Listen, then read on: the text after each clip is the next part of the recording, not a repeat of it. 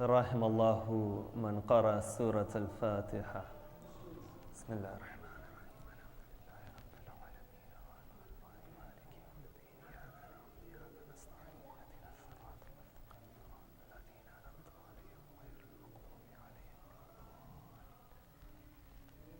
أعوذ بالله من الشيطان الرجيم. بسم الله الرحمن الرحيم. الحمد لله رب العالمين والحمد لله الذي هدانا لهذا وما كنا لنهتدي لولا أن هدانا الله والصلاة والسلام على إمام القبلتين ونبي الحرمين وأفضل الثقلين وجد الحسن والحسين الذي سمي في السماء بأحمد وفي الأرض بأبي القاسم محمد. اللهم صل على محمد وآل محمد وأجل فرج. وعلى آل بيت الطيبين الطاهرين المعصومين الصادقين والذين ذهب الله عنهم الرجس وطهرهم تطهيرا. اللهم صل على محمد وآل محمد. أما بعد، يكون الله في كتابه الكريم وقرآنه المجيد وقوله الحق. بسم الله الرحمن الرحيم. فمن الناس من يقول ربنا آتنا في الدنيا وما له في الآخرة من خلاق ومن الناس من يقول ربنا آتنا في الدنيا حسنة وفي الآخرة حسنة وقنا عذاب النار. صدق الله العلي العظيم. صلوا على محمد وآل محمد. Before we start the majlis, I could request you all to come a little bit closer towards the minbar and move closer towards each other. For the love of Ahlul Bayt alayhim as-salam, and for the hastening of the reappearance of the master of our time, Sallu ala Muhammad wa ali Muhammad. Allahumma salli ala Muhammad wa ali Muhammad wa ajil faraj. When one examines the state of 21st century society, one of the major challenges that we see within the world today is the rise of extremism. That although extremism has always been a phenomenon within world history, you find comparatively, when you analyze within today's time, there is a level of extremism which the world has not seen. From one example of extremism that we see is the rise of religious fundamentalism, a challenge which is across all faiths, not just Islam. For example, when you look at the Muslims being killed in Burma, that these are Buddhist fundamentalists. When you look at Muslims being killed within Gujarat at the hands of the BJP, these are Hindu fundamentalists.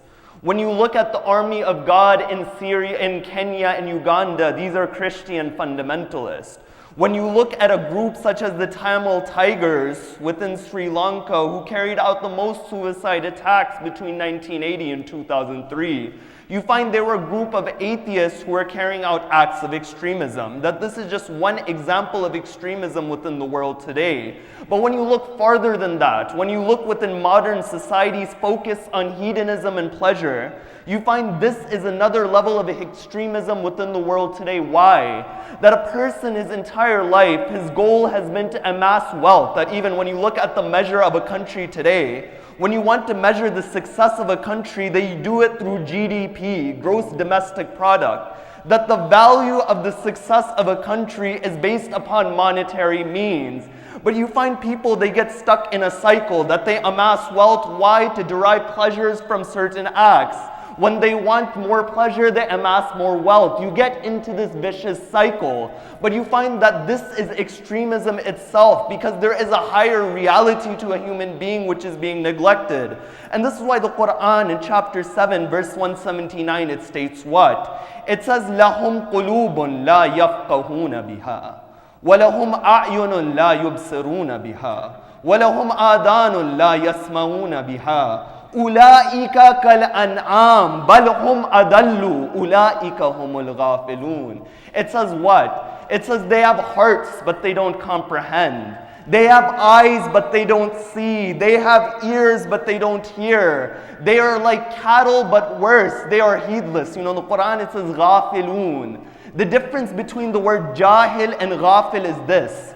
Is when somebody is ignorant, you have to teach them to get them out of that ignorance. But when somebody is ghafil and heedless, you have to awaken that individual, these individuals, the Quran. Of course, it's not speaking literally, but when the Quran mentions this, is that they have no insight, they have no inner reflection within themselves. Some people, they blame the school of Ahlul Bayt for not taking the verses of the Quran literally. I remember when Sayyid Mohsin al-Hakim, in 1961, at the death of Ayatollah Burajardi, he became the sole marja of the Shia world. In 1959, just to show the status of this individual, in 1959, Ayatollah Mohsin al-Hakim, he passed 2 fatwas forbidding anyone to join a communist party.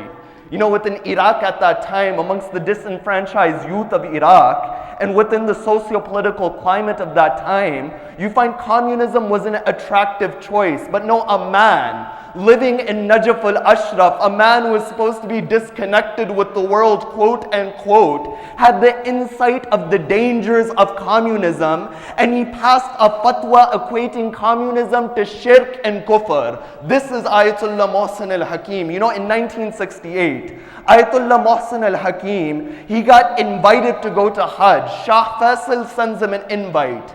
The Shah of Iran sends him an invite. The Prime Minister of Iraq sends him an invite to give him a plane. But when he goes, he rejects their invite. He takes a private plane from Iraq. Now when Sayyid Mohsin al-Hakim, he goes towards Hajj over there, you find that he's introduced by Shah Faisal. When he's introduced by Shah Faisal, there is one of the muftis within Saudi Arabia. This individual was blind. His name was Abdul Aziz bin Baz, a famous individual. When he would go around the table, he would say salam towards everyone. But when it came towards Ayatollah Mohsin al-Hakim, he ignores Ayatollah Mohsin al-Hakim. So they say to him that this is our guest. Why are you ignoring him? He says this individual is a Rafidi. He is a Shi'i. He believes in the deeper interpretation of the Quran, the ta'wil of the Quran. Because of this, he has become a mushrik. At that point, Ayatollah Mohsin al-Hakim, he remains calm. He says to that man, if it was about not interpreting the Quran literally, if I took your method of literal interpretation, you would be the first who is at loss. Why? Because that individual was blind. He says the Quran says in chapter 17 verse 72, وَمَنْ كَانَ فِي هَذِهِ الْأَعْمَى فَهُوَ فِي الْآخِرَةِ أَعْمَى. The one who is blind in this world is blind within the hereafter. That this is that reality. The same Sayyid Mohsin al-Hakim, when he was with Shah Faisal, Shah Faisal says to him, you Shia, it is the 21st century. You prostrate on clay. You go towards your shrines where you kiss this gold, this clay, this gold. We're past that era. It's the 21st century. Ayatollah Mohsin al-Hakim, he narrates that at that moment, I wanted to give him an answer that would hit him, because if I give rational arguments, he's not a rational individual, that when you speak to people, understand their mentality. This was a king, so I wanted to give him an answer within that realm. So you find at that moment, I did the wasila of Babul Hawaij, Aba Fadl Abbas. I said, give me an answer that'll hit this individual. At that moment, a person, he comes into Shah Faisal. He says that we have a Quran from the time period of the companions. This Quran, it had silk upon it. This Quran, it had gold upon it. The moment the king, he saw the Quran, he begins to kiss this Quran. Ayatollah Mohsin al-Hakim, he stands up, he yells, bid'ah. They say to him, you're Shia, you're saying bid'ah right now. He says, you are kissing this gold, you are kissing this silk. It's the 21st century like you told me. Shah Faisal replied by saying that I am not kissing the silk and the gold, I am kissing the Quran, I am respecting the Quran. Ayatollah Mohsin al-Hakim says in the same way when we go to the shrines, our goal isn't that gold, we are showing respect to those who are buried underneath the shrines. This is that reality.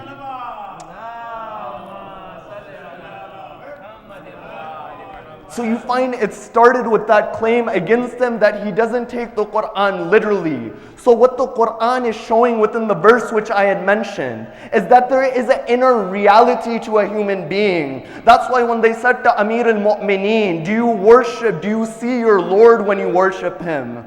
Amir al-Mu'mineen says, I don't worship a Lord I don't see. They say to him, what do you mean? He says, I don't see him with these physical eyes, but I see him with the eyes of my heart, through my insight, through my reflection. That this is that reality within a human being. This is why Amir al-Mu'mineen would say that people are of two types, that dead bodies are of two types. Some of them you see laying upon the ground, some of them you see walking amongst you. That although they're walking, they have no goals within them, and this is another level of extremism. And I could go on with examples, but one more example of extremism which we see within society today is that when you look across the world, we see economic disparity, correct? That throughout the world, there is a middle class which is being wiped out. Throughout the world, there is a balance in cost. There is a disbalance within cost. That when you go over here in Washington, D.C. and you get a decent cup of coffee, you're spending what? You're spending $7, $8. $7, $8 in Bangladesh is food for 2 weeks. So you see this disparity within the world today. And this is where Islam comes in. You see, Islam, it preaches balance. And balance, what do I mean? Because when you have a discussion, it's important to define your terms. There are so many things which we are absolute and extreme in. For example, when it comes to justice, we within Islam, we are absolute within justice. When it comes to the remembrance of Allah, we are absolute within the remembrance of Allah. But when I say balance, what balance means is placing everything in its position, aka justice. That justice is that quality which comes in at every single time period, kindness. It's good to be kind, but if your child was misbehaving and you're being kind to him, what happens? You encourage him. That's why justice is that attribute. No matter what situation you are in, justice, it comes through. Justice is what gives balance towards the world. And this is why in tonight's topic, the discussion which I've decided is to analyze extremism within the world today and the loss of balance within modern society. And this discussion will take place in 4 parts. Number 1, the first angle of this discussion is that what is the spiritual cause of extremism, and in what ways does balance amongst the faculties of the soul lead one towards perfection? Number 2, what is the balance between the spiritual and the material? And how did Imam al-Hussein, while living in this material world, alam-e-mulk, show that he has a connection with the spiritual world, alam-e-malakut? Number 3, in what 2 extremes did people go in relation to the position of Ahlul Bayt? And what formula did Rasulullah give to ensure that a person doesn't go astray? And number 4, how was the extreme act of Yazid against Imam al-Hussein the downfall of the Umayyad state? So based upon these 4 points, we'll begin to analyze this concept of extremism within the world today. Now, when it comes towards extremism and the discussion of extremism, it's important to understand the spiritual root of extremism, that within extremism within society today, is that what causes extremism? You find that the main cause of extremism, whether it is at a global level or an individual level, is the loss of centralization. And pay attention towards this point. It is the loss of centralization. That when we have wilayat and imamat, one of the goals in wilayat and imamat is to keep the followers centralized. That's why when Fatimatu Zahra, salamullahi alayha, When Zahra, she gave that famous sermon of Fadak. You know that sermon of Fadak? It used to be a tradition amongst the Sadat to have their children memorize the sermon of Fadak. You know, when Zahra, she gives the sermon of Fadak, she stands up within that courtyard, that 2.5 hours. The daughter of Rasulullah stood within that courtyard. No one had the audacity to ask her that, "Oh, bint Rasul, do you want to sit down?"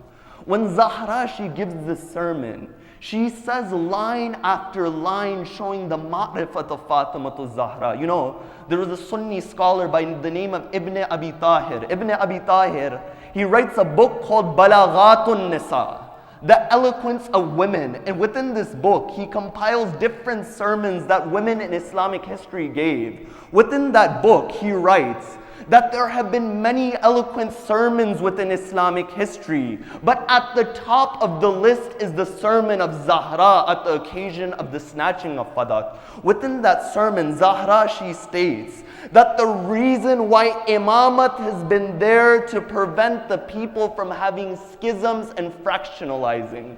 So you see what it is that centralization is the key that prevents a person from going towards extremes. That if I had something in my hand and I was spinning it around, there was a string upon it, it would keep spinning. But the moment that central point is lost, that's the moment that it'll go out and it'll crash.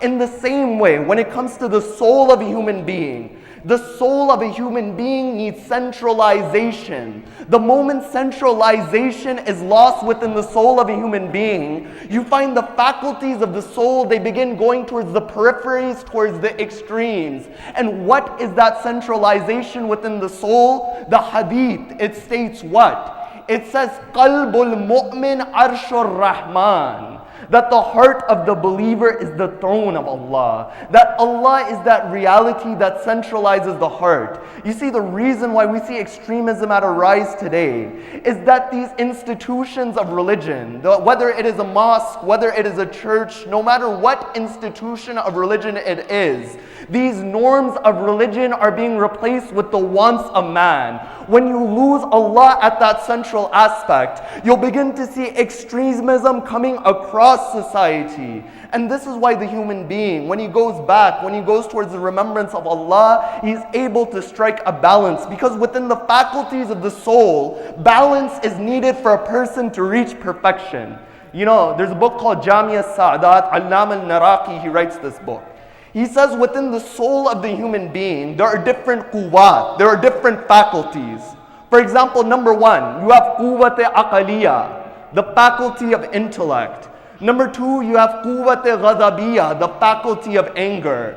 Number three, you have quwwat-e shahwiyah, the faculty of desire. Number four, you have quwwat-e wahmiyah, the faculty of imagination, and it watches over the other three faculties. But you find the perfection of these first three faculties, their perfection isn't found by going to the absolute, that the more intellect you have, the better you are. No, their perfection is found within balance. For example, when it comes to quwwat-e aqaliyah, if your quwwat-e aqaliyah is deficient, it leads towards jahl and ignorance. But if that quwwat-e aqaliyah is used at an excess, in an improper way, it becomes something which deceives other individuals. That's why in Al-Kafi, when the sixth Imam, Imam Ja'far as-Sadiq, salamullahi alayhi, when the sixth Imam, he was asked that what does Muawiyah have? Does Muawiyah have intellect? The Imam replies by saying he doesn't have intellect. He has something which resembles intellect, but it is what? It is of the doings of shaitan, because it takes an individual away from that path. But the moment you find this quwwat-e aqaliyah is used in the perfect amount, it turns into hikmat and wisdom. When it comes to the second attribute, quwwat ghazabiyya, when quwwat ghazabiyya is used at a deficient amount, it turns somebody into a coward. But when it's used at the excess, it makes a person a zalim, an oppressor. But when that anger is used at that perfect amount, you find that it turns into shuja'at and bravery. When it comes towards the third, quwwat shahbiyya, when it's deficient, you find the heart is dead. It's that you need these desires to keep you moving. But if it's at the excess, a person can become an animal. But when it's used in that perfect amount, you find that it turns into iffat and purity within the heart of an individual. Now when you go towards the Quran, when you go towards Surah Al-Fajr, and in Surah Al-Fajr, Imam al-Sadiq, the last verses, he says these verses, they address Imam al-Hussein. And the verses they say, Ya ayyatuhan nafsul mutma'inna, irji'i ila rabbiki radiyatan mardiya, fadkhuli fi ibadi wadkhuli jannati. He says, O contented soul, Ya ayyatuhan nafsul mutma'inna, return back towards your Lord. You are pleased with him and he is pleased with you. When Imam al-Hussein is called the contented soul, you find all of these faculties within the Imam were at that perfect balance and perfection. Because perfection of these faculties, it comes together. You know, many individuals in history, they had bravery. But their bravery didn't have intellect associated with it. When you have bravery without intellect, it turns into oppression. That's what differentiates Khalid bin Walid from Amirul Mu'mineen. You know, in one of the battles, in the battle of Jamal, a munafiq, he comes towards Amirul Mu'mineen. He says, Ya Ali, tell me what is Islam? Now I say munafiq because his goal wasn't to get an answer. His goal was to distract the Imam. He says, Ya Ali, what is Islam? Honestly, somebody asks us, what is Islam? This is a 2, 3, 4 hour discussion starting.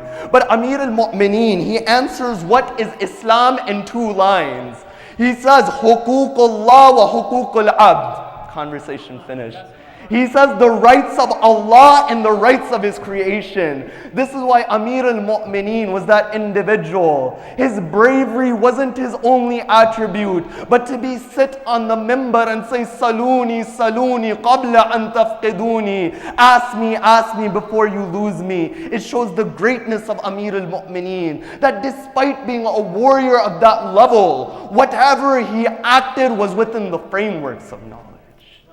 And this is that level a person can reach if he balances the faculties within his soul. He balances that material and that spiritual within his life. You know, the Quran and Ahlul Bayt, they didn't say don't live within this world. Nobody says don't gather wealth. Nobody says don't have children.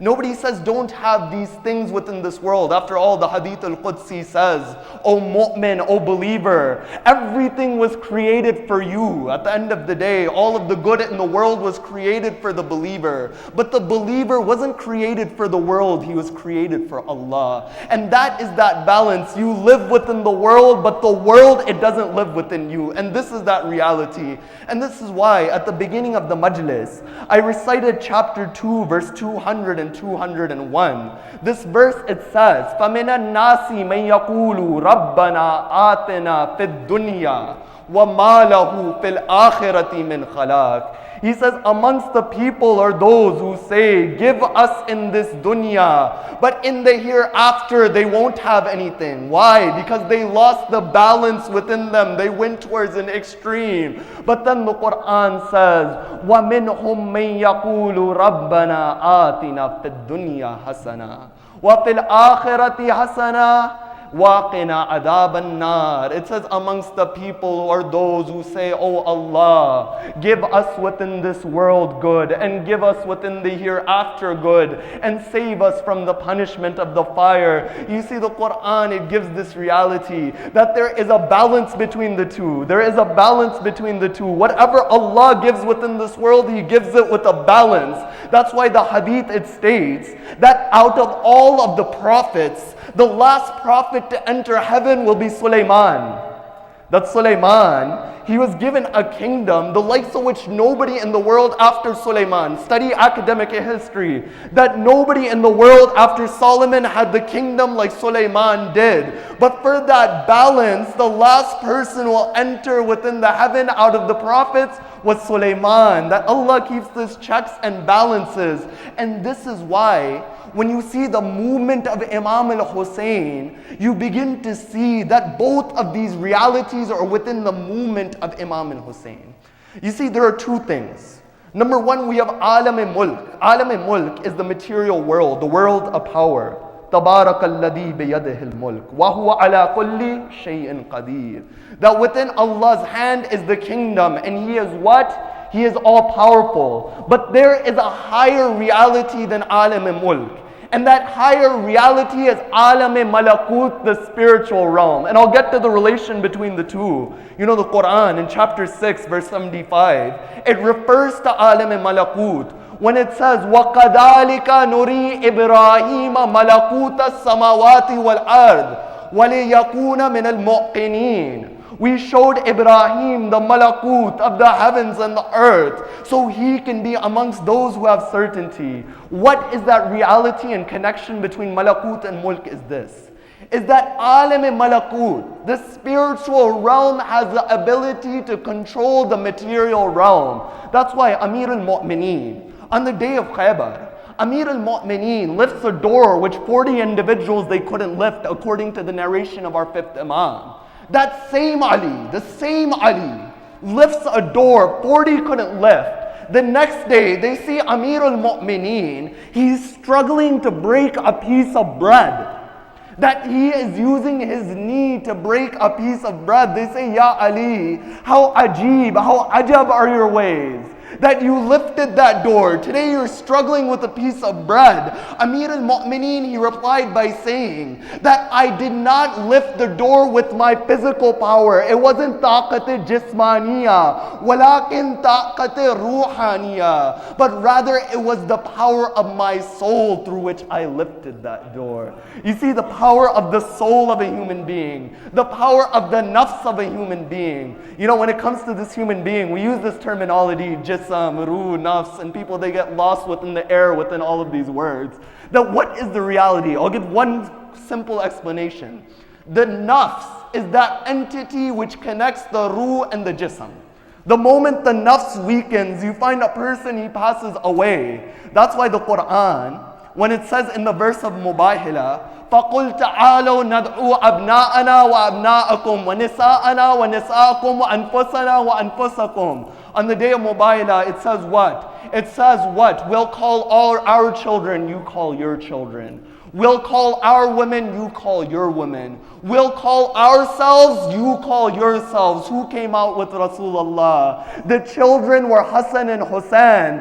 It uses the plural nisa, women, but there was only one woman, Fatima. And that nafs was Amir al-Mu'mineen. And you know how Rasulullah comes out on that day? Rasulullah is walking. In his arm is Imam al-Hussein. He's holding the hand of Imam al-Hassan. Behind him is Fatima al-Zahra. Behind her is Amir al-Mu'mineen. That look at the way Zahra walks on the day of Mubahilah. On the day of Mubahilah, in front of Zahra is Nabuwat.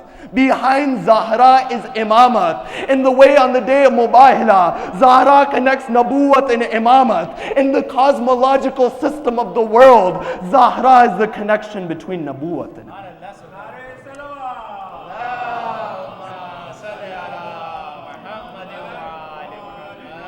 That Zahra is the connection between Nabuwat and Imamat. And on that day, the nafs of Rasulullah was called Amirul Mu'mineen. You know why Amir al-Mu'mineen is called the nafs of Rasulullah? As I said, the moment the nafs is not there, the body, it passes the way. In the way Amir al-Mu'mineen is the nafs of Rasulullah. If Ali is not there, the message of Rasulullah, it passes away. This is that reality of the nafs. And every action which you do, it has an imprint upon the nafs of a human being. You know, you hear about the mizan, right? There are heavy actions, there's light actions. You know, I read in the works of Khawaja Nasiruddin Tusi that he explains this concept in a way that is unfathomable. that he says what? Khawaja Nasiruddin Tusi, he says that when you have something heavy, it weighs it down. That when you have a ship and you put the anchor down, it's to what? It's to solidify the ship so it doesn't go left and right. It is to make it firm.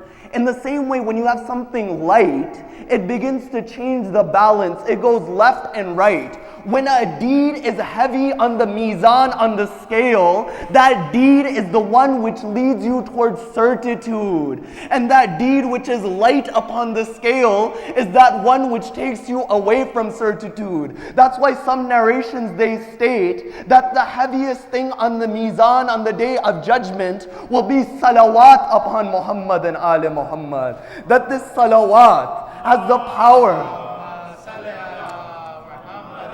You know, I was about to say, if that wasn't a cue for a salawat, then I don't know what's a cue for a salawat. You find that this salawat is something which takes one towards certitude. That's why one narration states that in the heavens, when Rasulullah went on the night of Mi'raj, there was an angel with 1,000 hands, and upon those 1,000 hands, each of them had 1,000 fingers. Rasulullah said to that angel that, what do you do? He says, I am the angel who counts. I count the leaves that fall. I count the raindrops that fall. Rasulullah says to him, is there anything which you can't count? The angel replies by saying, that which I cannot count is when a member of your ummah sends salawat upon you and your family, the reward that they receive from it. That this is that reality. See, this salawat, it imprints upon the nafs of a human being. Because although we look constant, in reality we are always changing. Everything around us has an impact upon us. You see in the way this light bulb above me over here, it looks constant, but you know it's not constant. Because every second, new electricity is being fed into it. In the same way, although we look constant, our nafs is absorbing the environment around us. That's why when you come to the aza of Sayyid al-Shuhada, the impact of even sitting in the majlis of Imam al-Hussein is one which is lasting. You know, one day, the narration they state that when there is a gathering, a majlis for Muhammad and Ali Muhammad, the angels, they go towards that majlis. When they go towards that majlis, they go back towards the heavens. The other angels within the heavens say towards them that, what is that fragrance upon you? We've never smelt a fragrance like this even in paradise. They reply by saying, there was a majlis and a gathering where Muhammad and Ali Muhammad were remembered. The other angels say towards them, is that majlis still going on? Can we still attend that gathering? They say that that gathering is over, but what remains is that place where the gathering took place. Go to that spot and take that fragrance upon you. That this is that reality. This is that impact. And this is why you find the majlis of Imam al-Hussein. It gives that balance within the life of a human being. For who was Hussein? You see, Hussein was that individual that on the day of Ashura, that although he was within this world, you find his connection was with Alam-e-Malakut. That his connection was with the spiritual realm. You know, Imam Zainul Abidin, he narrates that when my father was fighting on the day of Ashura, as my father was fighting, the army on the side of Yazid, they say that we kept hearing Hussein say, there is no fear within me, there is no fear within me, there is no fear within me. You see, this is the reality of a man. That when he knows his daughter and women are about to be taken as captive, when he knows his son Ali Akbar is about to be killed, when his brother Abbas's arms weren't cut, and I'm not coming towards Musibah, but what can I say about the name of Hussein? That when the name of Hussein is taken, the tears, they begin to fall from the face of a human being. That this is what that reality is. The Imam, he shows that connection. That's why when it comes towards Ahlul Bayt, alayhim salam. There were two extremes which people they went to in relation with Ahlul Bayt. One extreme was that extreme where they didn't give the position to Ahlul Bayt. The other extreme was when they ascribed divinity to Ahlul Bayt. That's why Amir al-Mu'mineen would say, there are two people who will be destroyed on my account. My enemy who doesn't recognize my position, and that friend of mine who exaggerated me to the position of divinity. But what can I say about Ali, even when he's ascribed this position? You know, I remember the line of the poet. The poet would say that if Muawiyah did not pray towards his Lord, the world would write Muawiyah as a kafir. But if Ali did not pray towards his Lord, the world would call Ali Lord himself. That this is the difference between these two individuals. That Amir al-Mu'mineen had this level of character within him that when you look at the Imam, you see the perfect individual upon this earth. And this is why you find the Umayyads. When the Umayyads, they captivated the children of Amir al-Mu'mineen, they encaptured them, you find this was an act of what? Extremism that led towards their downfall. You know, when the head of Imam al-Hussein was taken to the court of Yazid, all of the women, they sat there, their arms were tied. Imam Zain al-Abidin, he says that within that courtyard, we sat as slaves upon the ground. You know, within that courtyard, when the people, they saw the head of Imam al-Hussein and Yazid using a stick to poke the head of Imam al-Hussein, there was a Jewish individual within that courtyard. He said what? He said, us amongst the Jews, there is a monastery where the hoof of the donkey which Jesus used to ride upon is there. We would visit that monastery. We would give that monastery respect. But this is the son of the daughter of your prophet and you've killed him? You find that the courtyard, the tides, it began to turn against the Umayyads for this act against Imam al-Hussein. You know, within that courtyard, the Ra'sul Jalut, the head rabbi, was there. When he saw this, he said, whose head is this? Yazid replies by saying, this is the head of Hussein. He says, which Hussein? He says, the son of Fatima Hussein. He says, which Fatima? He says, the daughter of Rasulullah Fatima. You find he replies by saying that in between me and Sulaiman, there are 70 generations, yet my people give me this level of respect. But you in 50 years have killed the son to the daughter of Rasulullah. You know, the tears, they begin to fall. The ulama, they say, the moment the tears, they begin to fall, you recite the Musibah of Hussein. You know, the days which just passed, was the Musibah of Imam Zainul Abidin. Which Imam Zainul Abidin? That Imam Zainul Abidin, that when he would see water, he would begin to cry. And he would say, my father wasn't given any water in Karbala. When he would see a butcher cutting an animal, he would say to the butcher, oh butcher, did you give water towards the animal? He would say, of course, we are Muslims, we give water. He would say, did you sharpen the sword? He says, we are Muslim, we sharpen the sword. He says, did you turn other animals away? He said, we are Muslim, these are the laws of Islam. He says, my father Hussein, neither did they give him water, neither did they sharpen the sword. At 70 paces, my Aunt Zainab would watch that what is the Musibah of Imam Zainul Abidin. You know, a companion by the name of Minhal, he comes towards the Imam. He says, oh my master, oh my Mawla, how long will you cry for? The Imam, he said, Yusuf was the son of Yaqub. Yusuf was separated from Yaqub.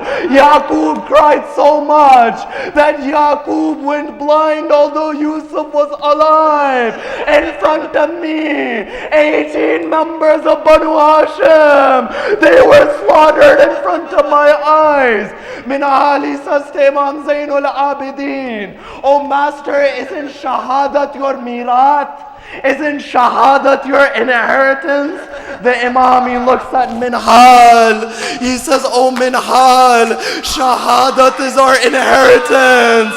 But is the daughters of Ali being taken captive from Kufa to Sham, their hijab being taken, is this also our inheritance? You find this is the musibah of Imam Zainul Abidin. You know, Imam As-Sadiq has a narration. I'll recite slowly. My voice isn't giving with me today.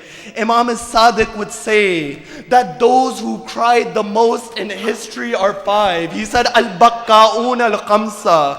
Who was the first in history who cried the most? The first person Imam As-Sadiq says is Adam. Why did Adam cry? When Adam was expelled from that paradise, you find Adam, he cried. When Habil was killed by Qabil, Adam, he cried. You know, until when Adam cried? Until Jibreel came to Adam. He says, oh Adam, in your lineage will be Hussein. That Hussein will have a son by the name of Ali Akbar. Adam, he stops crying. Then Imam As-Sadiq says, the second person to cry the most was Yaqub. When Yusuf was separated from Yaqub, Yaqub cried so much that he went blind. The third person in history who cried the most was Yusuf himself when he was within the prison. The fourth who cried the most was Fatima Zahra. The fifth who cried the most was Imam Zainul Abidin. But I say, oh Imam As-Sadiq, the narrations mention that Adam cried for 40 years, Yaqub cried for 70 years, Yusuf cried for 21 years, Imam Zainul Abidin cried for 35 years, Zahra only cried for 75 or 95 days. How is Zahra amongst those who cried the most? Imam As-Sadiq would say, don't look at the duration with which Fatima would cry with. Look at that severity. This is that musibah. But where tonight?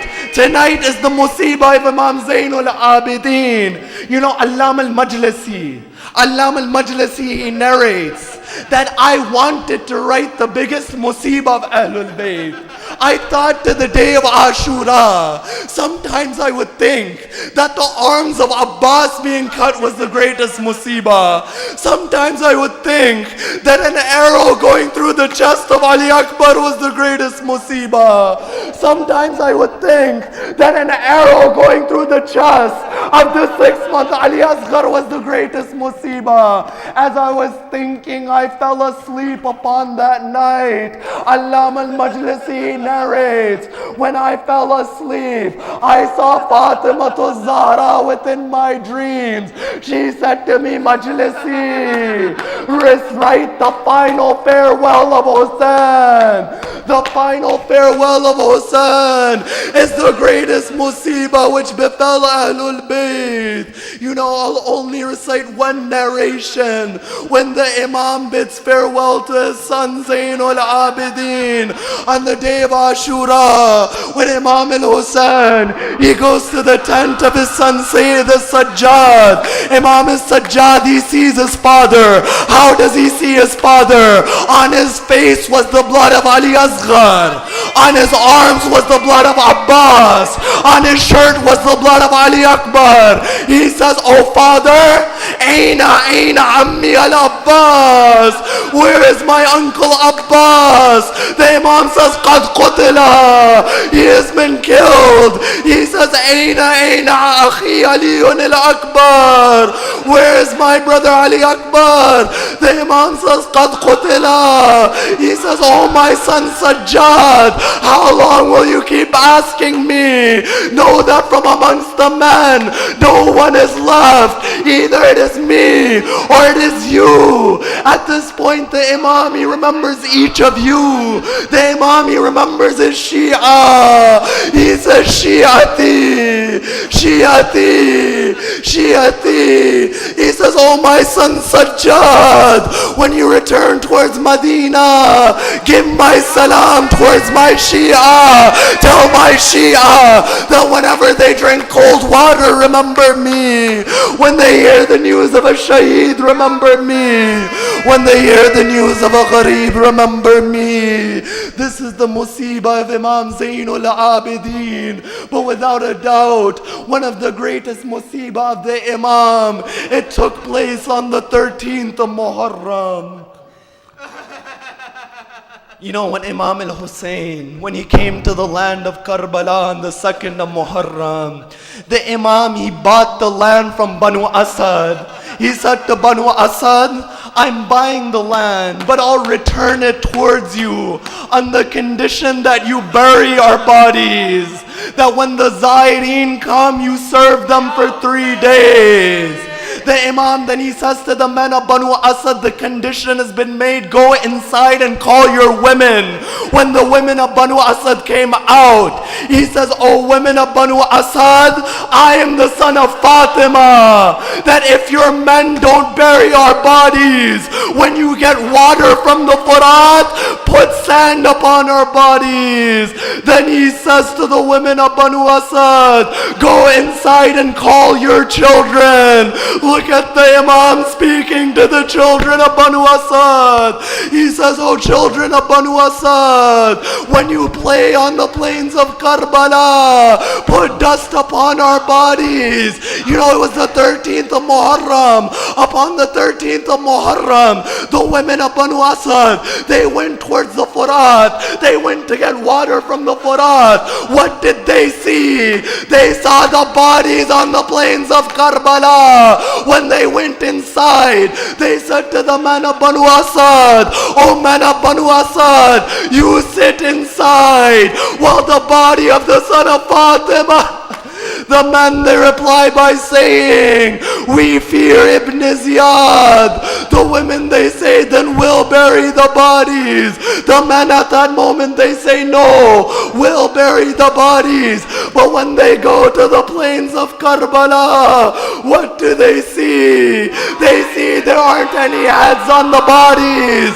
As they're standing over the bodies, they see a man dressed in black. He's coming from the direction of Kufa. He goes in between the bodies until he comes towards one body which had been broken into pieces. He falls at that body. He says, oh Baba, oh Father, after you they tied my arms. Oh Father, after you they took the hijab of your sister Zainab. Oh Father, after you they took the earrings of Sakina. You find Banu Asad, they would come towards Imam Zainul Abidin. The Imam, he says, bury the companions in one grave. In one grave they bury the companions. Then they bury Habib ibn Madair separately. Then they come towards Imam Zainul Abidin. They say, oh captive, there is a body by the Furat. When we pick one side of the body, the other side of the body falls down. When we pick the other side of the body, the other side of the body falls down. Imam Zainul Abidin says, that is the body of my uncle Abbas.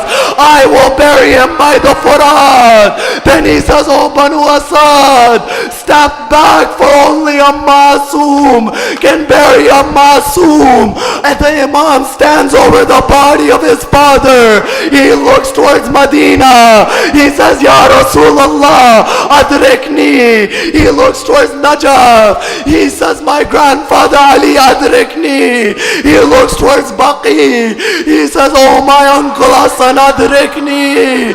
The Imam, he lifts the body of his father. He puts the body in the grave. But as he's putting the body in the grave, a voice comes from the cut body of Imam al-Hussein. What did that voice say? It said, my child, my child. Imam Zainul Abidin, he says, oh Banu Asad, where is the body of the 6-month Ali Asghar? He puts the body on the chest of Imam al-Hussein.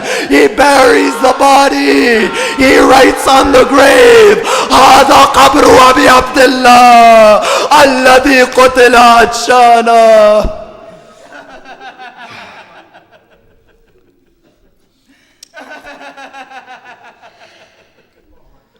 على لعنة الله على القوم الظالمين. One wasila. The wasila is the wasila of Sayyid al-Sajjad. You know, there were 3 individuals in history that when their ghusl was being done, their body was being washed, the person doing the ghusl, he stopped the ghusl and he began to cry. That first ghusl was the ghusl of Zahra. When Amir al-Mu'mineen was doing the ghusl of Zahra, his hand, it came across the broken rib of Fatima. He begins to cry. They say, Ya Ali, why are you crying? He says, Fatima never told me that that rib was broken when that door was pushed upon her. This was that first ghusl. The second ghusl in history, where the one washing the body, they began to cry, was when Sayyida Zainab was giving the ghusl to the 3.5-year-old daughter of Imam al-Hussein. She saw the marks on the body of Sakina, those marks from when Shimar used to hit Sakina. The third, when the one washing, he began to cry, was Imam Muhammad al-Baqir, when he was doing the ghusl of Imam Zainul Abidin. He saw that there was a mark on the back of Imam Zainul Abidin. You know, I looked in the maqtal. I couldn't find whether that mark was from the food which he used to carry for the orphans, or whether that mark was when Shimar used to whip the back of. Ya Allah, we say through the rights of Imam Zainul Abidin that wherever the followers of Ahlul Bayt are in difficulty, give them help. Wherever they're going through any trial, whether it's spiritual or material or physical, help them. Ya Allah, we pray for those who are protecting our shrines. We pray for the opportunity to go on ziyarah, particularly that ziyarah in Karbala. And Ya Allah, every dua, it ends with this dua. We pray for the hastening of the reappearance of the master of our time, Matam Hussein. Ya Hussein.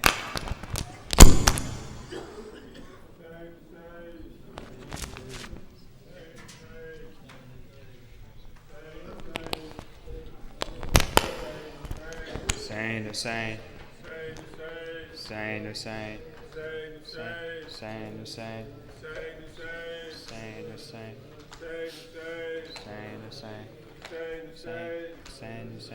Hussein, Hussein,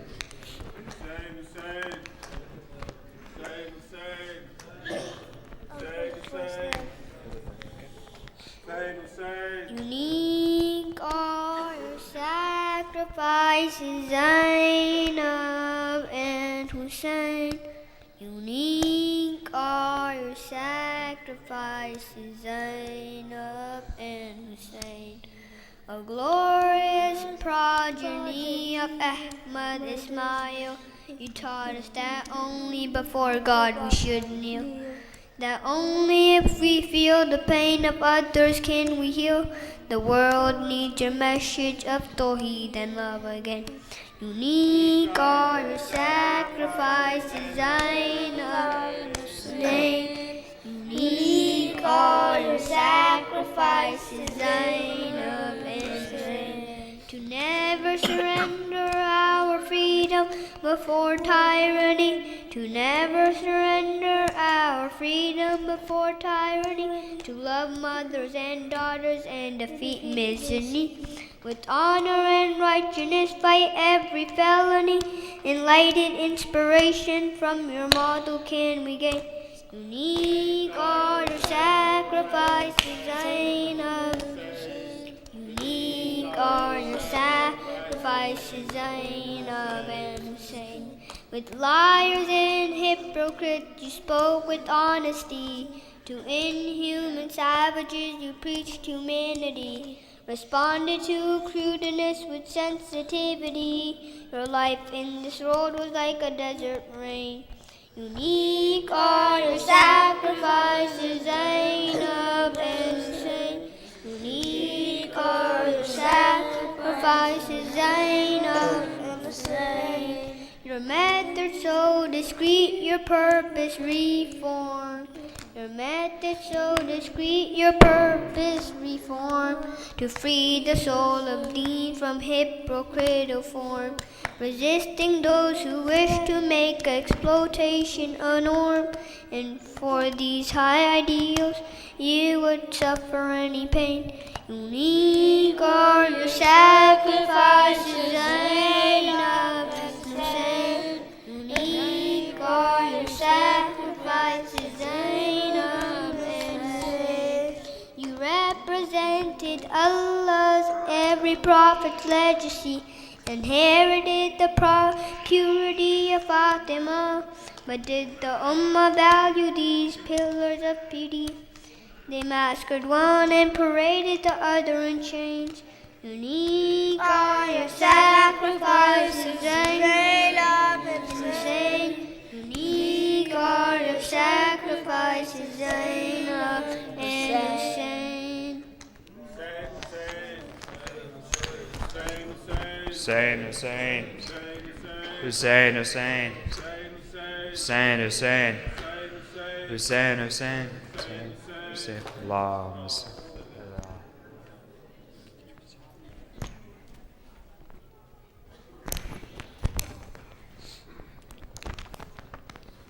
Assalamu alayka ya Rasul.